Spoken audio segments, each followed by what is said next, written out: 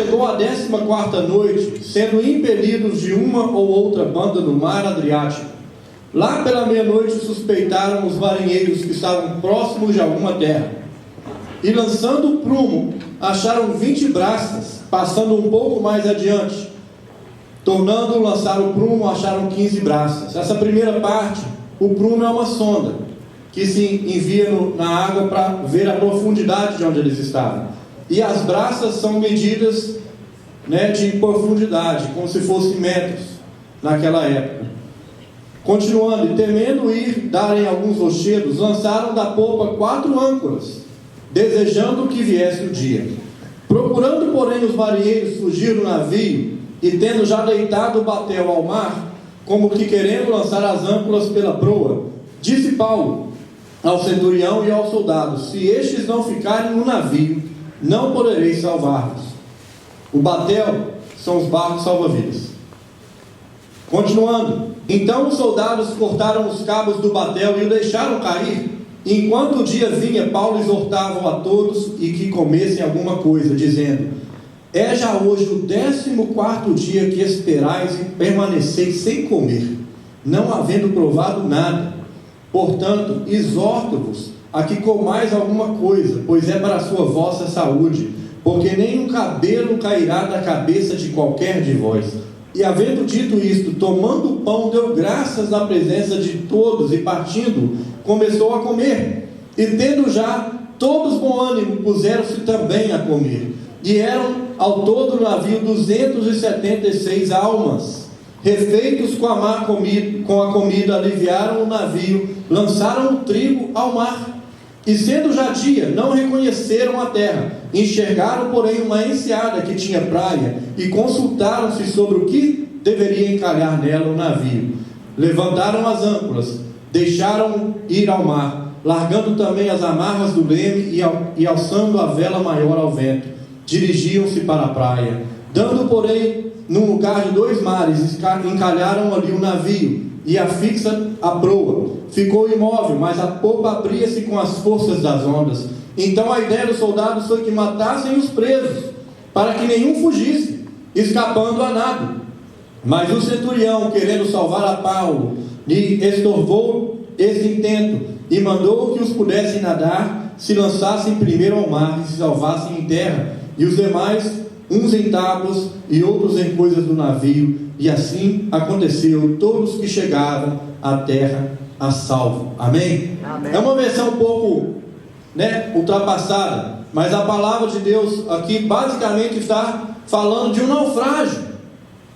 Paulo estava a caminho de Roma, ele tinha passado por tanta luta naquele tribunal dos escribas, dos fariseus e dos saduceus, e talvez Paulo estava cheio de esperança, Deus me salvou aqui dessa cárcere, eu não fui condenado à morte, eu vou para o tribunal de César, e no caminho de César acontece o quê? Um naufrágio. Eu fico imaginando o que aconteceu, com os pensamentos de Paulo naquele momento, Deus me tirou de uma fria, para me colocar numa fria muito maior ainda, porque essa é a reação natural dos seres humanos. O povo do Egito, quando foi livre do Egito e começaram a entrar por dentro do deserto, reclamaram com Moisés, falaram: Moisés, pelo menos lá nós tínhamos cebolas, nós tínhamos vegetais, nós podíamos comer carne, e aqui nesse deserto a gente só come esse maná aí. Eles reclamaram. Mas a vida, ela não é feita só de vitórias. Na vida, nós também nem sempre estamos em maré mansa. Todos que gostam da praia, vão na praia, sabem que às vezes o mar está com a maré mansa, as ondas estão tranquilas, você entra para nadar e está tudo tranquilo, mas às vezes o mar está revolto, existem aquelas ressacas, que até invadem às vezes as ruas, e as ondas ficam impossíveis de você poder nadar. Na vida nós sentimos às vezes que é assim, você às vezes está em maré mansa, às vezes você está em maré baixa, mas às vezes você também está no meio de tempestades, às vezes você está no meio de um mar revolto, você sente isso. Tanto que no Ministério de Cura Interior e Libertação, nós sempre interpretamos que mar, quando nós sonhamos com mar, com águas revoltas, a gente sempre lembra de luta. Quando eu sonho com mar e com águas revoltas, eu sempre já acordo falando: Deus, me livra disso no nome de Jesus, né? Me proteja. Não sei, nem sempre a gente consegue interpretar os sonhos de forma literal, mas mar normalmente é sinal de luta. E esse texto é como se fosse um diário de bordo, né? É como se fosse uma documentação de um naufrágio, porque eles estavam exatamente passando por um naufrágio. Aquele navio estava no meio de uma tempestade forte, e eles tiveram que ter algumas atitudes até o momento do naufrágio literalmente acontecer, e até eles poderem chegar a poderem salvarem as suas próprias vidas. Na vida do cristão, as coisas não dão errado. A verdade é essa: nós passamos por lutas, mas tudo continua sob o controle de Deus. Então, quando alguma coisa dá errado para a nossa perspectiva, para a nossa percepção daquela situação. Mas para Deus, é apenas uma situação que Ele está te permitindo passar, mas que Ele entende tirá-lo dali. Amém. Deus permite as coisas. O mundo jaz no maligno, sim. Satanás tem controle sobre a sociedade, sobre todas as coisas. Ele tem muito controle. Mas Deus permite quando as coisas acontecem com o cristão, e Ele te dará a salvação, Ele te tirará dali. Aquela viagem parecia talvez ser a última de Paulo, assim como a última noite que ele poderia ter passado naquela cadeia anterior. Ele talvez pensasse, né, de hoje eu não passo, amanhã esse povo vai me matar. Mas ele teve mais uma outra oportunidade. Talvez aquele dia daquela tempestade ele pensou de novo: de hoje eu não passo. Mas Deus colocou Paulo ali para abençoar aquelas almas que estavam no navio. A palavra de Deus se refere àqueles homens que estavam lá, os tripulantes, como almas, né? Diz que havia 270 almas no navio. E Paulo estava ali para abençoar também, no trajeto de Roma, aquelas almas. Nós precisamos reconhecer isso, que na vida de um cristão as coisas podem parecer que está dando errado, mas Deus está no controle. E eu gostaria de te perguntar uma coisa: será que agora, neste momento da tua vida, você está naufragando? Será que você se sente, pelo menos em uma área da tua vida, que você está em um naufrágio, uma luta? Será que você já passou por uns? Eu creio que sim, eu já. E será que nós podemos firmemente dizer que você nunca mais vai passar por uma luta? Eu acho que isso é impossível. Você teria que ser recolhido dessa terra, né? Senão você vai parar por lutas. Mas Paulo e a atitude daqueles homens que estavam ali nos ensinam algumas coisas. Naquele naufrágio nós vemos que eles fizeram duas coisas muito importantes: eles lançaram as âncoras e depois eles tiraram as âncoras. E as âncoras têm um significado nas nossas vidas. As âncoras, quando nós passamos por momentos de tempestade, por momentos difíceis, onde nós não temos o controle. Imagine na força do mar. Quem somos nós, né? Eu tenho uma vez, quando eu tinha uns 16 ou 17 anos, eu quase morri afogado, se não fosse por um surfista que me salvou. E eu fico pensando, como que nós podemos lutar contra a natureza, contra o mar, contra uma água, mas lançar as âncoras. O verso 29 diz que eles lançaram da popa 4 âncoras. E eu creio que âncora no meio da tempestade é para quê? É para dar o quê? Firmeza. Se o navio não está ancorado no meio da tempestade, ele vai ser completamente destruído pelas águas. Chega um momento que você precisa de mandar e lançar as suas âncoras, para que você firme o navio em terra, porque a âncora vai chegar e bater no fundo, e pode ser que ele balance, mas se a âncora for forte, ele não vai ser destruído. Existem momentos que nós precisamos ancorar a nossa vida, né? Quando nós estamos num momento de total vulnerabilidade, total limitação, onde você sente que você não tem controle nenhum sobre a situação. O que acontece quando você está desesperado nadando? Né? Aqueles bombeiros, salva-vidas, eu já conversei com alguns, eles dizem que o mais difícil de você salvar uma pessoa que está afogando é que a pessoa está desesperada e ela não consegue relaxar e deixar com que ele a salve. Quando nós estamos desesperados, o que acontece? Você perde o seu fôlego, você perde a sua força, e aí sim você vai morrer mais rápido. E lançaram as âncoras. Lançaram as âncoras. E eles lançaram quantas âncoras? 4 âncoras. Eu gostaria de fazer uma analogia sobre quais são essas âncoras que nós podemos lançar quando nós estamos em momentos de tribulação. O naufrágio aqui é só uma analogia. O naufrágio é só uma circunstância que aconteceu com Paulo e aqueles homens. Mas as nossas vidas nós passamos por isso. E nós precisamos de ancorar a nossa vida com algumas atitudes. Existem algumas âncoras que nós precisamos aprender a lançar. Porque se você continuar tentando, você vai apenas se cansar mais. Você vai apenas estar encurtando a sua possibilidade de vitória. E você vai estar dando mais possibilidades para os seus inimigos te derrotarem.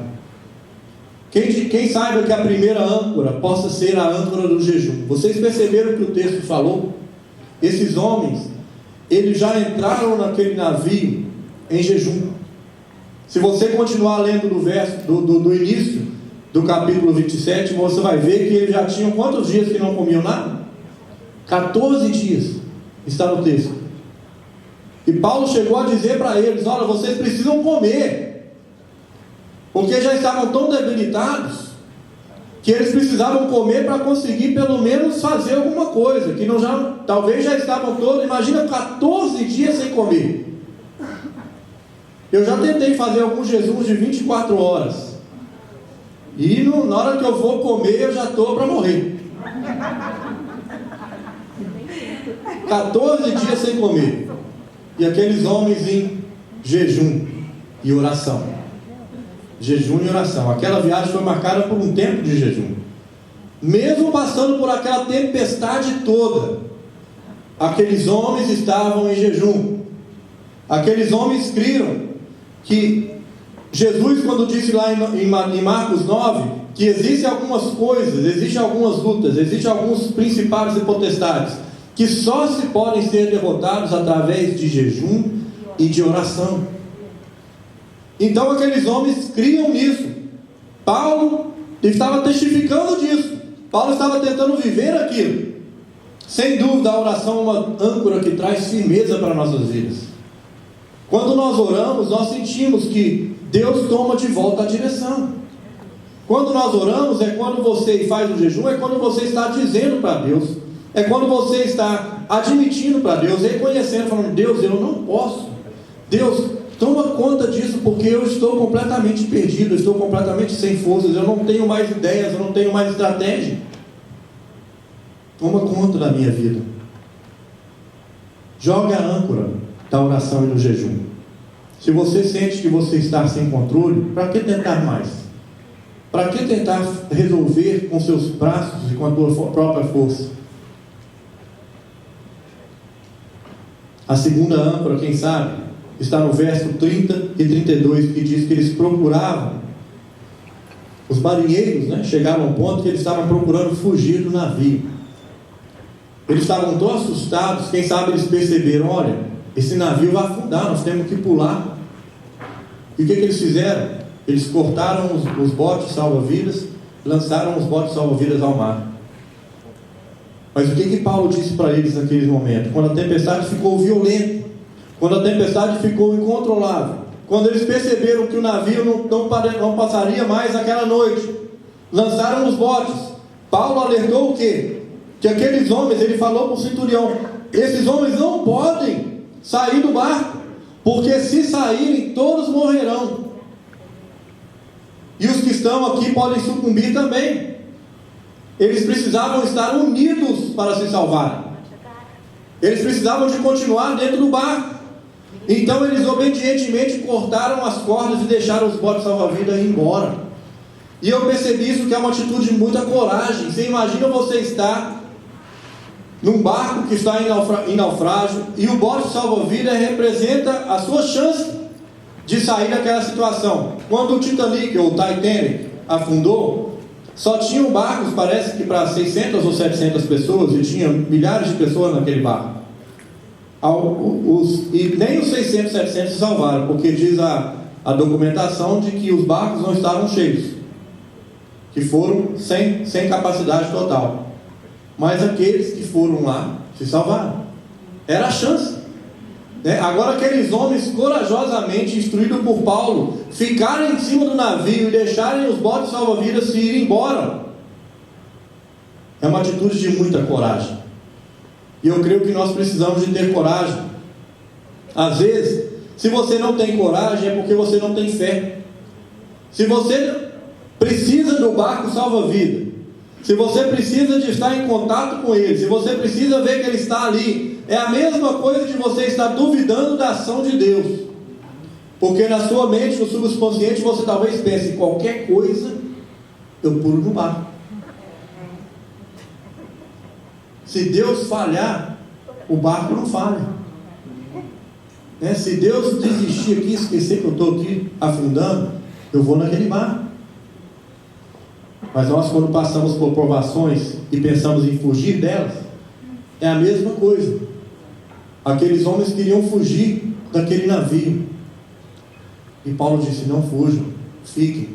Se eles fugissem, provavelmente eles teriam todos morrido. Mas eles ficaram, tiveram que ter coragem.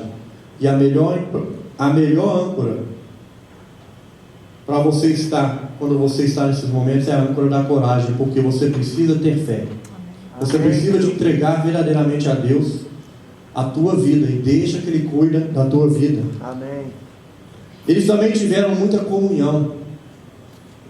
A terceira âncora, no verso 35, diz que Paulo tomou um pão e deu graças a Deus. É que coisa, né? Dentro de um navio em naufrágio, eles pararam para dar graças. Estavam 14 dias sem comer. Ao invés de, como um louco, começarem a comer aquela comida toda, né? Depois de 14 dias sem comer, pararam e deram graças e comeram em comunhão, celebraram uma santa ceia ali naquele momento. É preciso de muito equilíbrio para fazer isso, não precisa, irmãos? Mas eu te falo uma coisa: na vida se pode perder muitas coisas. Em um naufrágio você nunca deixa de perder as coisas. Mas o mais importante para você não perder na tua vida, primeiro, né, a própria vida. Quando você está naufragando, quando você vê sua casa em incêndio, você não tenta ficar pegando as coisas lá. Você sai da casa, não é verdade? Você só está interessado em salvar-se a si próprio.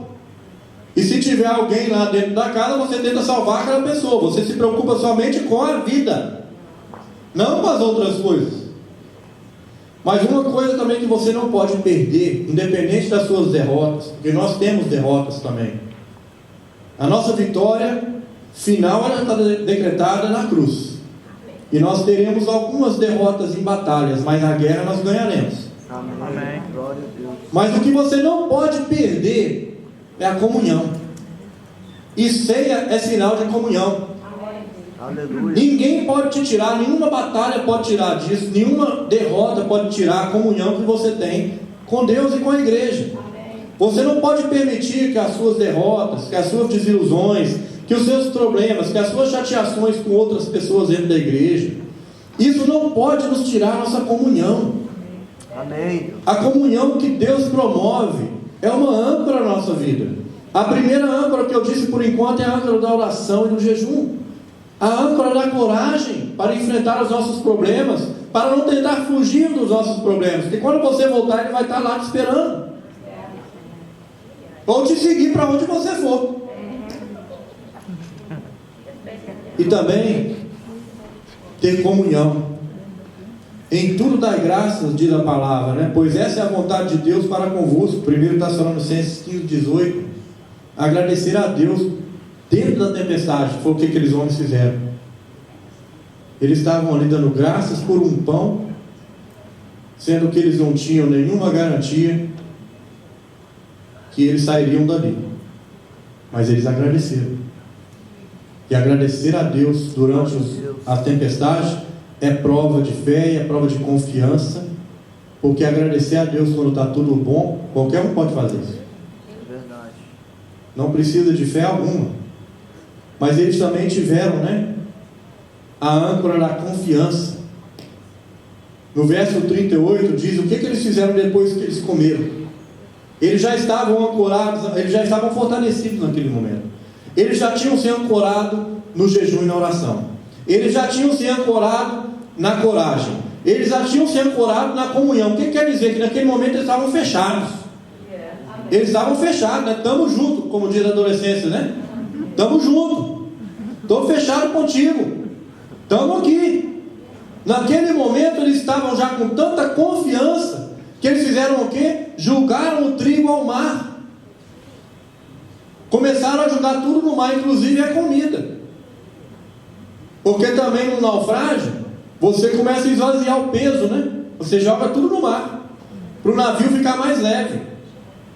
Tudo aquilo que não é absolutamente necessário, vai para a água.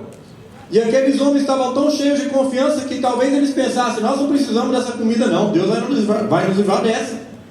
Depois de ter orado, jejuado, ter tido coragem e ter tido comunhão, você se sente invencível. Aí eles falaram: não quero nem saber, joga isso aí, porque Deus vai nos tirar dessa. Aleluia, amém. E eles julgaram, foi uma atitude de fé mais uma vez. Eles acreditaram verdadeiramente que seriam salvos. Eles acreditaram. Até o momento que eles tentaram fugir, que Paulo teve que intervir, eles estavam medrosos, estavam desconfiados. Mas naquele momento eles já tinham chegado a um ponto de confiança. De confiança que Deus ia tratar, que Deus ia fazer alguma coisa para livrá-los daquilo ali. Como de fato aconteceu. Se nós lermos o resto do texto. De fato isso aconteceu. Confiar em Deus traz firmeza. Aleluia, Deus. Confiar em Deus traz convicção. Aí você não tem medo mais de fazer nada. Aí a sua fé se transforma numa fé verdadeiramente verdadeira. Amém. Uma fé que não é de mentiria, uma fé que não é uma fé oca, mas uma fé firme. Entregar a Deus todas as coisas. O salmista diz que nós devemos entregar a Ele tudo e o demais Ele fará. Aleluia. Entregue a Ele a tua vida. Entrega a Ele as suas dificuldades. Se você está dentro do barco, afundando, saiba que Ele pode te tirar dali. Quando você precisar de firmeza em meio à tempestade, então lembre, jogue as suas âncoras. Joga a âncora do jejum e da oração. Não deixe de orar. Não deixe de jejuar. Você não precisa talvez jejuar por 14 dias. Você não precisa de fazer nada repetitivamente. Você pode jejuar até de outras coisas que não sejam de comida. E às vezes alguns aqui estão precisando de jejuar até de outras coisas. De jejuar um pouco falar um pouco menos. Às vezes está falando muita besteira. Às vezes está assistindo muita televisão e não está tendo tempo para fazer outras coisas. Às vezes está precisando de jejuar um pouco de música secular. Às vezes está precisando de jejuar de outras coisas. Dedicar a Deus uma coisa que realmente sacrifica. Aquilo que está te separando, que está impedindo a sua comunhão, então jejua daquilo. E jejua no tempo que Deus te colocar no teu coração. Mas não deixe de orar e de jejuar. Não deixe de ter coragem. Não tente fugir dos seus problemas não, irmão, porque fugir, como eu digo, o problema até ele ser resolvido, ele não vai deixar de ser problema. Enquanto você não resolver uma situação, ela nunca vai simplesmente desaparecer. Não deixe de ter comunhão com Deus e com a igreja.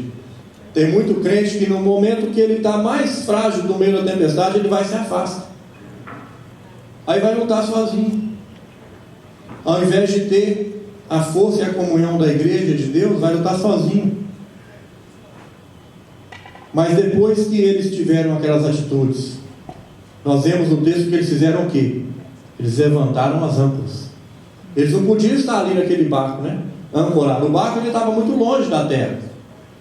Se eles ficassem ancorados ali, não é igual hoje não, que o helicóptero vai chegar e vai pegar, ou que a guarda costeira vai levar outros barcos para te tirar daquele. Naquela época não tinha nada disso. Eles tinham que em algum momento levantar as âncoras para prosseguir, para tentar chegar em terra firme. E eles levantaram as âncoras. No verso 40 diz: levantando as âncoras. O momento de levantar a âncora significa o quê? Que você já tem suficiente segurança, confiança e fé para continuar.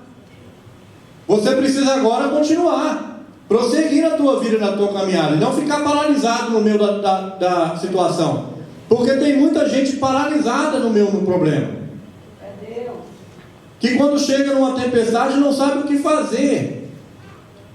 Eu e a minha esposa tínhamos amizade com uma moça lá em Nova York. Ela ainda é amiga nossa, mas não tem mais contato.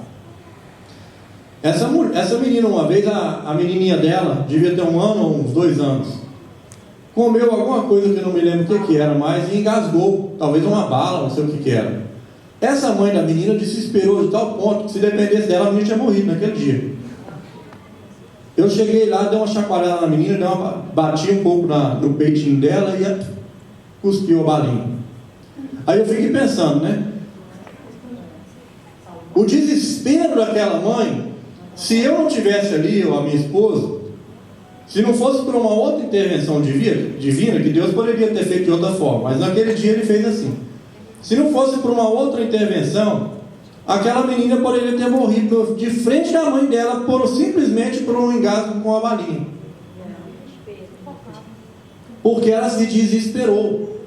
Assim muitas pessoas desesperam completamente no momento da luta e ficam paralisadas. Não conseguem lutar, não conseguem fazer nada. Aí alguém tem que chegar lá e dar uma injeção de choque na pessoa, né? Fala, olha, acorde, você está no meio de uma luta. Soldado parado no meio da guerra, né? Toma tiro. É morto. Outro dia eu vi uma dessas coisas que se coloca no Facebook, uma coisa interessante. Dizia assim: alguns dias você busca a motivação, você procura a motivação, e outros dias a motivação te acha. E era a figura de um ciclista subindo uma rua bem íngreme, com um urso correndo atrás dele. Talvez se não tivesse o urso, né, ele ia estar ali, né? Não subia de jeito nenhum, né? Mas quando ele viu o urso vindo atrás dele, alguns falam, né, que os quenianos ganham todas as maratonas e correm até descalço, aquele pessoal. Talvez é porque lá eles acostumam a correr de leões. Aqui você não vai correr para você ver se você passa daqui. Eles correm, né? Precisamos ser motivados. Precisamos ser motivados. O momento de levantar a âncora representa que você já está pronto para prosseguir.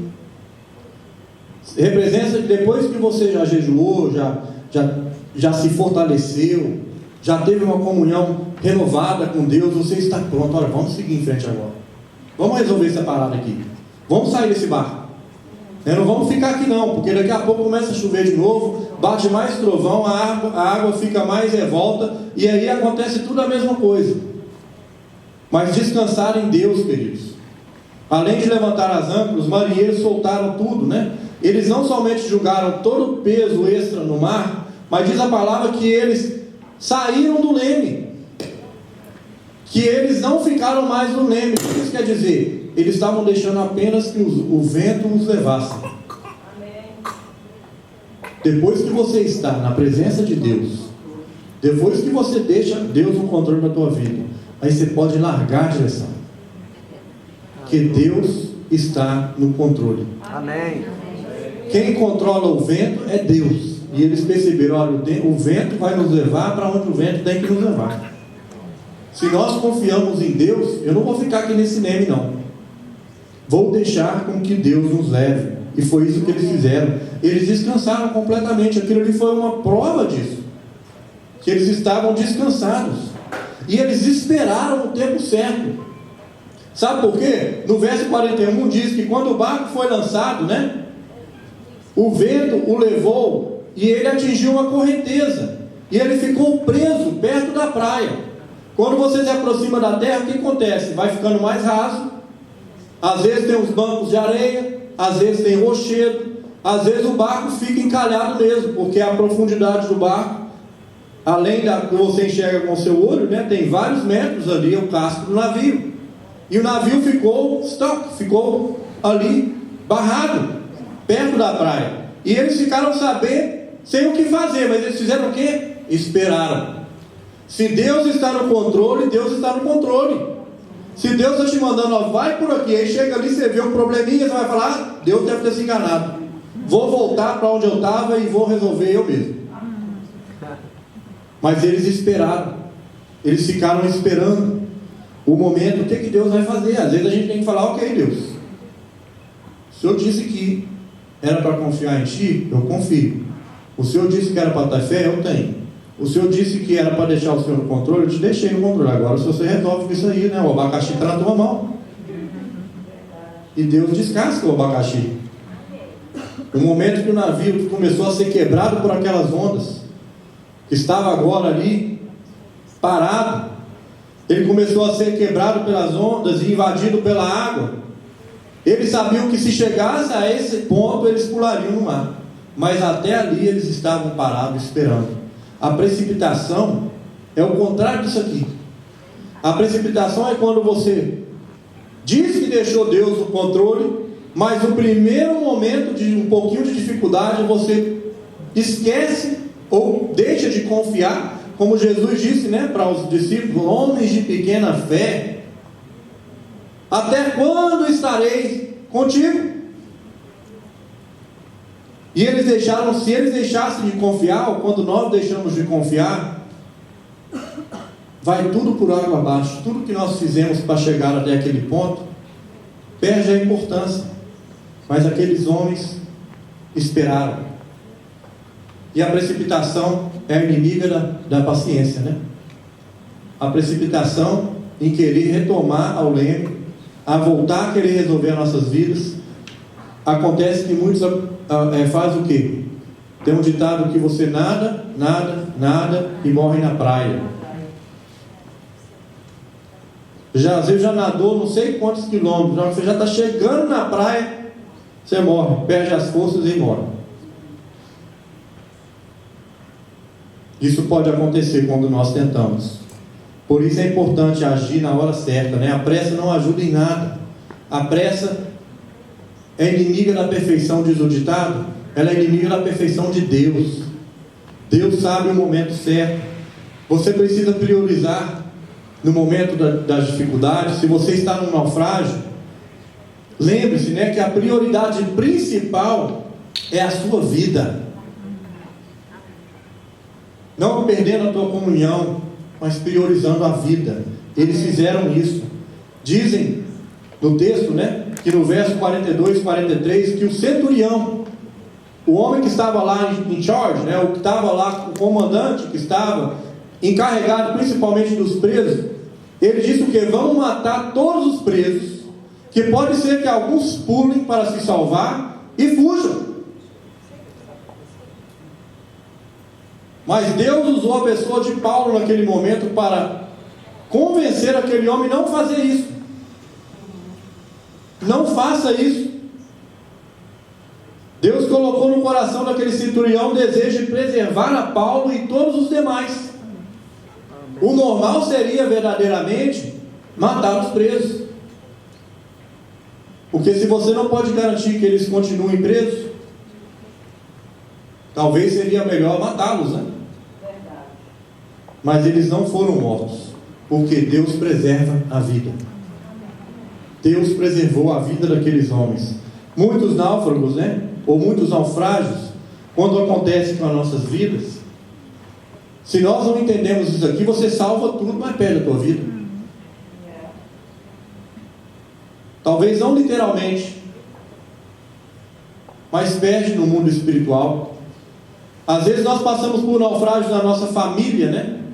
E estamos preocupados com tudo, com as nossas possessões, com os nossos empregos, com os nossos negócios, e os nossos filhos continuam no naufrágio. E quando você percebeu, você perdeu o que você tinha mais de precioso. Às vezes no naufrágio de casamento, você perde o seu casamento. Se tivesse, às vezes, cuidado mais do que é mais importante, da vida, das relações, da comunhão, do amor, você pode perder tudo.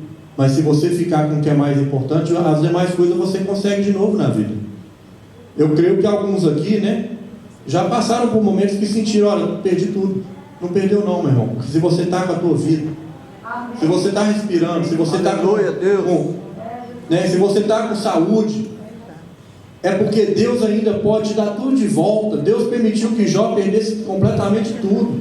Jó perdeu os filhos, ele perdeu a mulher, porque a mulher se voltou contra ele. Ele perdeu tudo que ele tinha, ele era um homem rico, ele perdeu a saúde até ficar na pele, sem pele praticamente. E Deus recuperou todas as coisas que Jó tinha. Glória a Deus. E deu em dobro. Então Deus pode fazer isso conosco num momento de luta tremenda. Priorize a sua vida, a vida dos seus irmãos, a vida da tua esposa, do teu esposo. Priorize a vida dos seus filhos. Priorize o que é mais importante. Deixa que às vezes as outras coisas Deus vai dando de volta. E vai dar muito. Glória a Deus. Esforça-se. Cada um, chegou um momento, queridos, chegou um momento crucial daquele naufrágio, que aqueles homens literalmente tiveram que salvar-se. É que Deus, Ele conta conosco. Quando nós falamos, Deus está no controle, não quer dizer que você vai ficar sentadinho na tua cadeira ou deitado na tua cama, não. Deus está no controle, mas Ele conta conosco. Nós precisamos de participar. Isso é uma bênção. Deus não fez, as pessoas para serem robôs. Se Ele quisesse que nós fizéssemos só o que Ele queria, de uma forma forçada, Ele tinha removido o livre-arbítrio das pessoas. É verdade. Ele tinha programado, a mente do homem só para obedecer.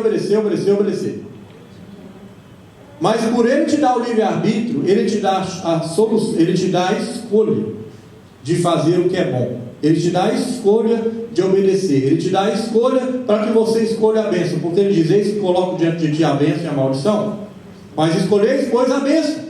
Amém. Mas Ele não te vai forçar a fazer isso. Aqueles homens tiveram que participar desde o início. Eles tiveram que jejuar, eles tiveram que orar, eles tiveram que provar que eles estavam com coragem, eles tiveram que provar que queriam ter comunhão, eles tiveram que levantar as âncoras, eles tiveram que confiar que o barco poderia estar sem o leme, que Deus o levaria para o lugar correto, e levou, porque quando o barco encalhou, já encalhou perto de uma praia. Mas até naquele momento eles ainda não estavam totalmente salvos. Eles estavam participando, veio mais ondas, quebraram o barco. Chegou um momento que eles tiveram que salvar-se. Aí era, como diz o outro, cada um por si e Deus por todos. Se algum tivesse paralisado, morreria. Mas diz a palavra que os que souberam nadar, nadaram. E os que não souberam, se viraram. Diz lá que eles tiveram que pegar pedaço de madeira, boiar em qualquer coisa, em qualquer objeto que estivesse disponível deles. E se viraram, mas a palavra diz que todos se salvaram. Amém. Glória a Deus. Todos se salvaram. Que Deus não deixou que se perdesse nenhum só. E é preciso descansar em Deus. É preciso saber que Deus está verdadeiramente no controle. Paulo passou por 3 naufrágios na vida dele. Aquele ali não era só o primeiro, não. Todas as vezes ele se safou. Em outro capítulo diz, que quando Paulo chegou na ilha, ele foi picado de uma cobra. E quem estava perto falou assim, esse homem deve ser culpado mesmo, porque ele se safou de um naufrágio, mas Deus fez que ele morresse de picada de cobra, porque livre ele não pode ficar. Mas aí o efeito da picada não aconteceu nada com Paulo. Era uma cobra venenosa, picou a Paulo, não aconteceu nada com ele. Amém. É para provar que Deus estava verdadeiramente com ele. Amém. E quando aquele homem que estava acusando a Paulo viu aquilo, falou, esse homem é homem de Deus. Se Deus te salvou numa tempestade, como é que Ele não vai te salvar de outra? Se Deus te tirou de uma fria, Ele vai tirar de outras também. Mas o que você tem que fazer é a mesma coisa sempre. Atire as suas âncoras. Atire as âncoras da fé. Nós falamos aqui de 4, mas tem muitas outras. Fé, jejum, oração, comunhão, palavra, atitudes. Mas nós precisamos entender que Deus está no controle. Todos se salvaram. Muitas perdas aconteceram. Eles perderam o navio. Eles perderam tudo que estava dentro do navio. A Bíblia não diz o que tinha lá dentro, mas tinha coisas, artigos pessoais, talvez tinha coisa de valor. Mas eles saíram com a vida. E não somente saíram com a vida, mas eu creio que saíram com a vida eterna. Porque quando acontece esse tipo de coisa nas nossas vidas, e Deus nos tira dali, nós saímos ali fortalecidos, saber, verdadeiramente Deus existe, verdadeiramente Deus está comigo, verdadeiramente Deus tem o controle de todas as coisas, verdadeiramente eu posso confiar nesse Deus até o último dia, até o último suspiro, porque Ele está no controle da minha vida. E Ele não vai permitir que ninguém pereça até o dia que se cumprir o propósito dele na tua vida. Aí sim Ele vai falar, é momento, vem estar comigo. Mas até ali, não importa as suas lutas, não importa aonde você está, Deus quer cumprir um propósito na tua vida. Amém, Deus. E você precisa aprender a tirar as suas âncoras. Amém. E a levantarem no momento certo. Espere, e você vai ver o que Deus fará. Vamos orar? Eu te convido.